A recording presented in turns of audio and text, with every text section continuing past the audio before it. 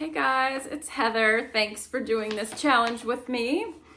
This is the concept day. We are going to talk about our thoughts, and I'm going to use my notes so I don't miss anything. But thank you for listening. I'm just going to go through this. This is for Girls Inc., the Young Women's Leadership Program. I hope you guys watch this with your families and check in if you have any questions or want additional information. But today we're going to talk about thoughts. And thoughts defined, an idea or opinion produced by thinking or occurring suddenly in the mind. So our minds are so powerful, and our thoughts are part of what makes us who we are. Our thoughts affect our physical health, and they also help us to create our own futures. Being able to recognize our thoughts and control their direction towards positivity allows us to be strong leaders in our community. So the quake or shift that I'm going to talk about, an earthquake is like an inner shifting. So when I talk about the quake, which my business is called Quake Challenge, I'm talking about the shift in going from our survival brain to our thriving brain. And we all have a history through our conditioning, through when man first walked the earth. We had to survive. So a lot of our impulse reactions are in our survival brain, our survival mode. And at the same time, if we want to get the most out of life and out of relationships and out of creativity and connections, we need to shift more towards a thriving way of thinking, which allows more love. And like I said, creativity, it's like left brain versus right brain. So there is a bit of neuroscience behind this. I won't get into that too much, but I just want to say at the root of human history is our basic need to survive. The first humans had to think about survival and had to look out for themselves constantly, as if everyone and everything was a threat. Part of the survival brain still lives in all of us. It can be useful at times. Instead of dwelling in our survival brain, we're going to shift our thoughts toward a more positive place where gratitude, compassion, creativity, and love can thrive. When I first started the business, this is just a little backstory, but when I first started this business about 9 months ago, I had no idea how I was going to package it, deliver it, find my tribe, get the help I needed, any of that. I just knew that this was something that I had to share. It was a message, all this wisdom that I was coming into, that I knew it was my job to kind of get it back out into the community. Again, I just didn't know how I was going to do that. I kept my thoughts positive though, and kept looking for possibilities and opportunities. People just started helping me out, giving me their guidance for free and pointing me in the right direction. I think really my thoughts allowed me to create this business and bring it to you. So I hope to get it out to a lot of other people too. So we're going to just go over some little pieces of wisdom that I'm borrowing from other sources. I'll include a YouTube video link, but I love this so much. When I first came across it, I just thought it was so impactful. Anthony Metivier, he has a TEDx talk on YouTube that I was listening to. Basically, he's just saying when he found his thoughts were kind of going negative or kind of spiraling out of control, he would ask himself 2 questions. Are my thoughts useful? And how are my thoughts behaving?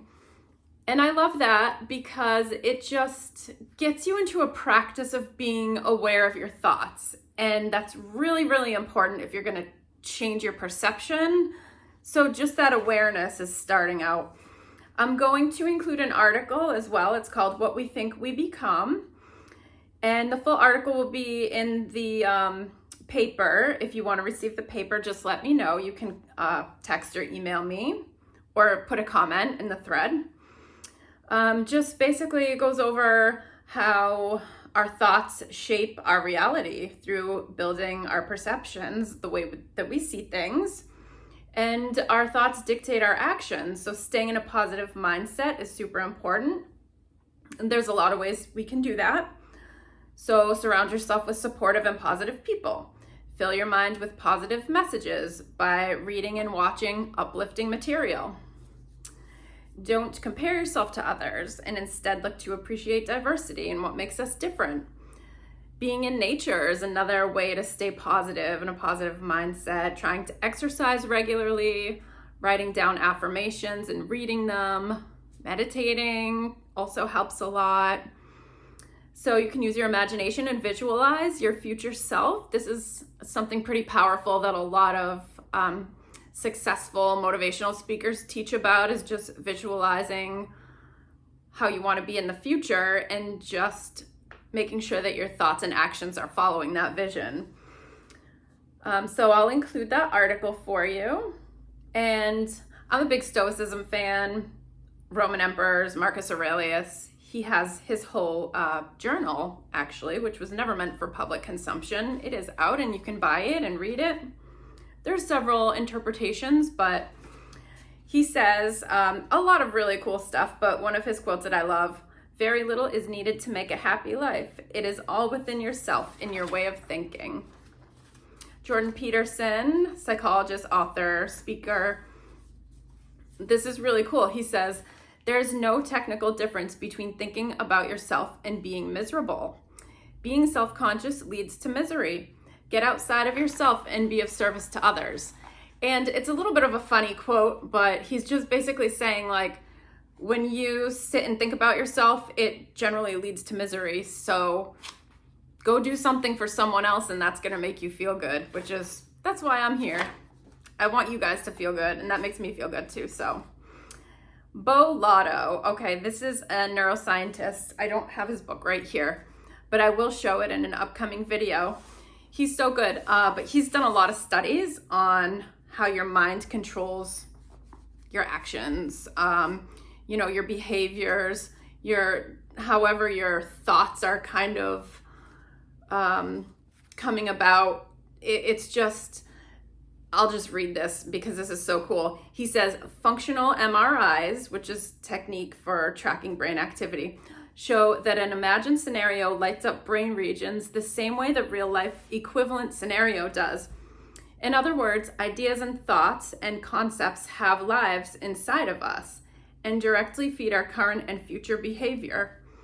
So there are a lot of different studies on this. Our bodies and brains are just fascinating, and I love learning about their connection. So you can do all kinds of research on that on your own if you want to. So how do thoughts affect leadership? I put in a little case study if you want to talk about this and how thoughts affect leadership. But my little story here, Melanie's often complaining. She's department manager at a famous retail store, and the employees are often calling in, quitting, or showing little effort. Complaining is not helpful for anyone, let alone a manager. Explain how a shift in thought might affect how Melanie shows up daily, and how that might then also affect her work environment. So that's something you can talk about at home with the girls if you want to.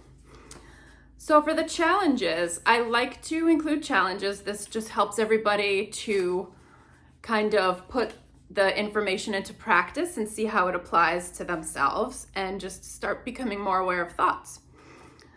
So I chose 3 here for the girls to focus on during their time with the leadership program, the Young Women's Leadership Group. And the first one is just to look for miracles throughout the day, to try to stay in that mindset of like positivity. And then they can write in their journal about a miracle that they saw, like something really simple, like I noticed in the pavement in the parking lot that there were flecks of mica in it and it sparkled in the sun and it was so beautiful. Like something simple like that. It could be anything. So that's the first challenge that you can do.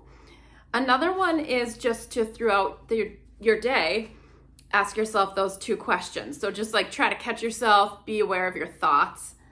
Are my thoughts useful? How are my thoughts behaving?